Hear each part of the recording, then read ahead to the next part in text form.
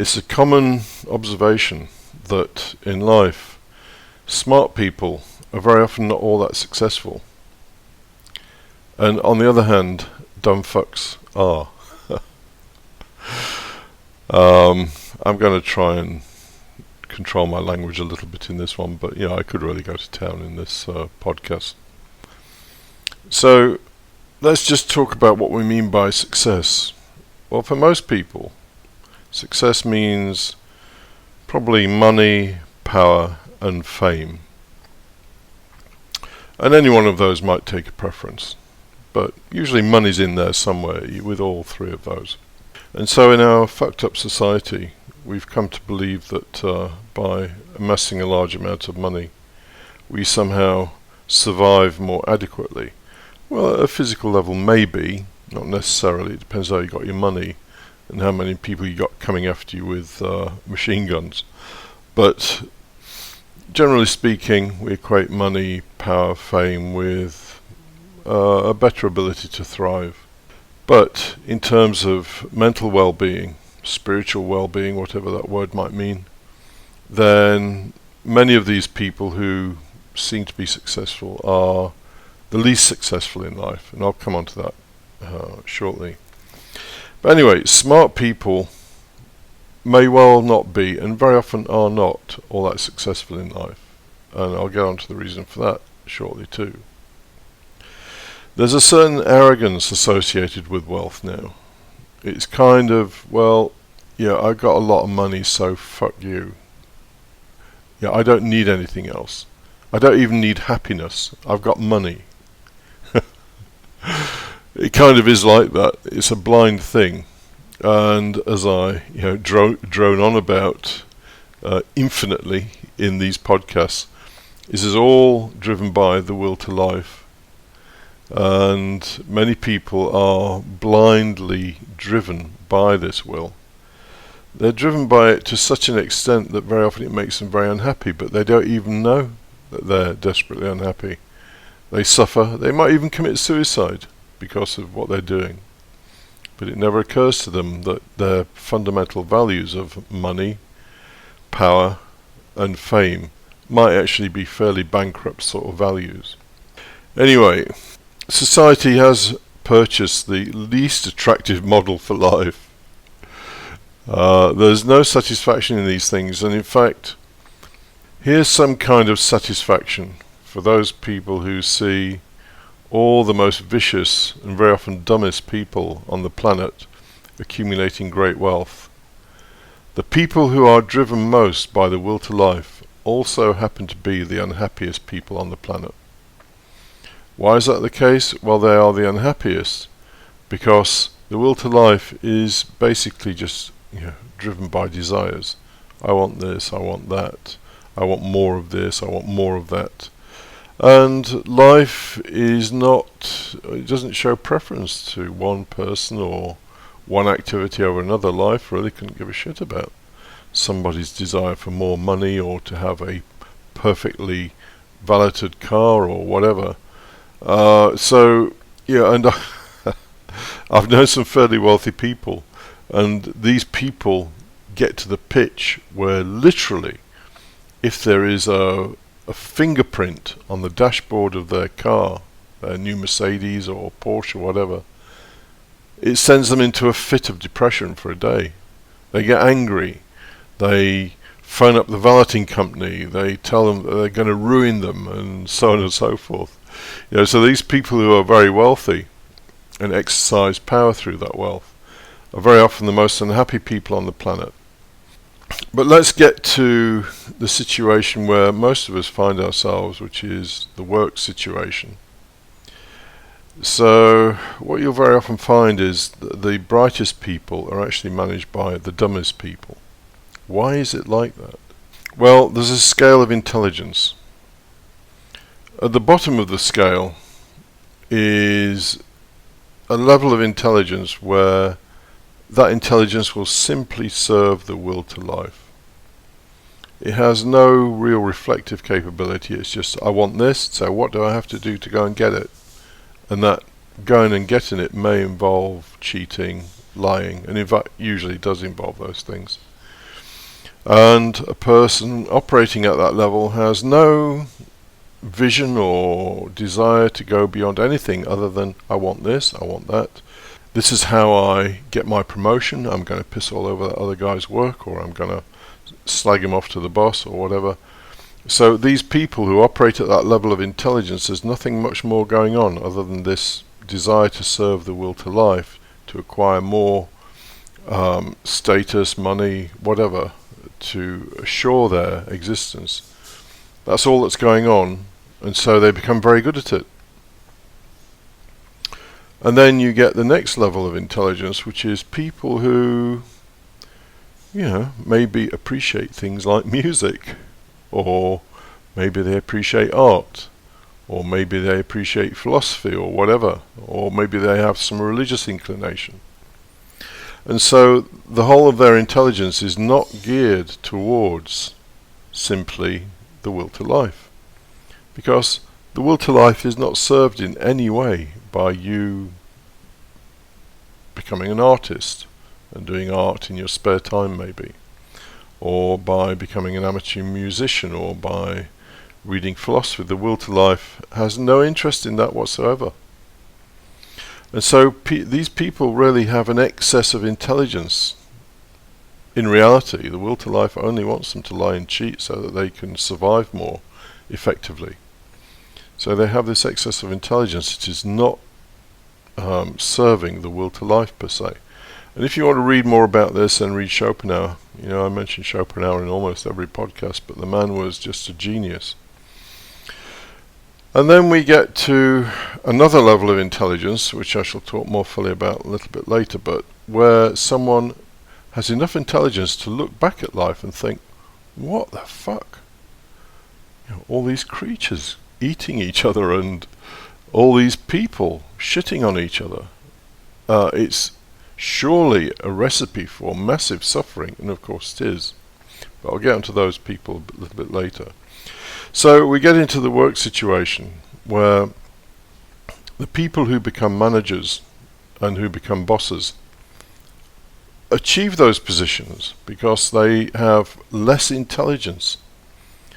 That lower level of intelligence is focused purely on their own aggrandizement and their own career and their own ambition, just the will to life, and they see nothing else, and so they're really good at it. And so they know how to take credit for other people's work. They know how to diminish other people's efforts.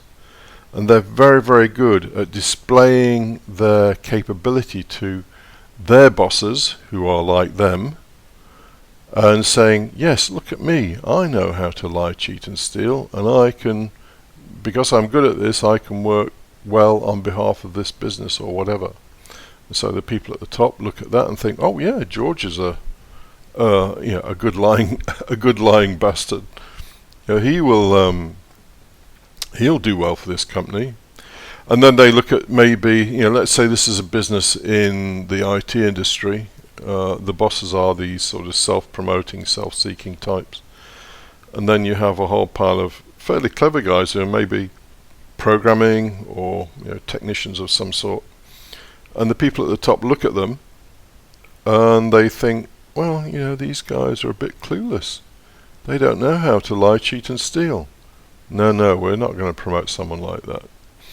Now, there are some exceptions. There's one guy who's reputed to be the cleverest mathematician in the world when it comes to trading systems, trading foreign exchange or stocks and shares and all that kind of thing. And there's a very good video on YouTube. I shall try and seek it out and put it at the bottom. If I don't, it's because I can't find it. But he was interviewed, and he just happened to say in the interview, he said, I can't understand what all these bosses at this bank are doing. So they haven't got a clue what we're doing. They're creating very abstract and powerful mathematical models for trading systems. He says they haven't got a clue what we're doing. Why have we got all these managers? Well, he's a little bit naive. Those managers are there because he doesn't know how to lie, cheat and steal. I mean, he probably does to some extent, but he's nowhere near as good as these guys who are his bosses, who've taken the credit for his work and go swaggering around to their to their bosses saying, look how well we're performing. I've organised these people so that they are producing this wonderful work. And of course, that guy hasn't organised them because he hasn't got a fucking clue what they're doing. So, the bosses in the main, managers, business managers, are generally not all that bright, but because they're not all that bright, they're very, very they're like chimps or monkeys. They're just really sort of tricky characters that know how to lie, cheat and steal, and how to take credit for other people's work and all that kind of thing. The really bright people in the organisation are not so adept at that, and so they don't do so well, and they don't make as much money. I knew a guy very, very well at one point who was an accountant. His world consisted of money. I mean, he wasn't even interested in power. It was just money. So he liked to flash it about a little bit. He got a very, very nice Porsche. And he was always at the most expensive restaurants, yada, yada, yada. He was a habitual thief. He knew how to cook the books for any organisation he was working for so that money ended up in his bank account. Sometimes I'd see him in a restaurant and he would be sat there with his wife, and his wife would be weeping. She was so unhappy. And this guy just seemed to have no cognizance of the damage he was doing to the people that he was around, both his family and the people in the working environment that he was in. And it's a strange thing, there's something in life. You cannot be like that without it taking some toll on you personally. And I phoned somebody, I lost contact with this guy, and I happened to speak to somebody who knew him. I said, how's Fred? He said, he's had a nervous breakdown. He's considered as mentally unstable at the moment. And, that's the kind of thing that happens to people who are violent in that way. And it's sort of like they haven't got enough intelligence to look at themselves and say, I'm doing this huge violence not only against other people, but I'm doing it against myself. And surely this is going to have some repercussions. So they're not even that intelligent. So, the one consolation for all those people out there that consider themselves to be fairly bright, but have never been able to be particularly successful in life, the people who are basically the less intelligent part of the species, who do very well, very often suffer very, very intensely. And, those people typically can find no pleasure in aesthetic things like art or music or just abstract things that are there to be enjoyed for their own sake. They just have no facility to enjoy that. I mentioned that there are really three levels. So we've got the dumb fucks down at the bottom, who generally end up being people like business managers. Then we have the fairly bright people who are not so good at lying and cheating, but still part of the system, but they tend to not thrive so well. And then we have the people higher up who have enough intelligence to look back at the whole thing and say, what the fuck is all this about? And those people can have a fairly hard time of it because they look at it and they're part of it, they're part of the system. And you can't isolate yourself from it completely. But maybe they have more drive to try and engineer a life that is more for their own purposes. So, maybe they have some kind of job that they don't have to fully commit to, and it just gives them enough money to live a reasonably simple life. In fact, for these people, simple will be the key word. They don't want debt, they don't want all the fancy new gadgets, they don't want to put a lot of effort into things that are, in essence, meaningless. And they dedicate themselves to whatever it is that is of interest to them, which might be some religious pursuit. Personally, that's not my thing, but if that's what gives someone some meaning outside of this zoo that we live in, then so be it. So, just to summarize, the reason that smart people tend not to be all that successful is because they're not focused on being successful and the effort that is required to achieve that, which usually consists of lying, cheating and stealing. If you are a lower intelligence person and you're good at that kind of thing, then you will do very, very well in life.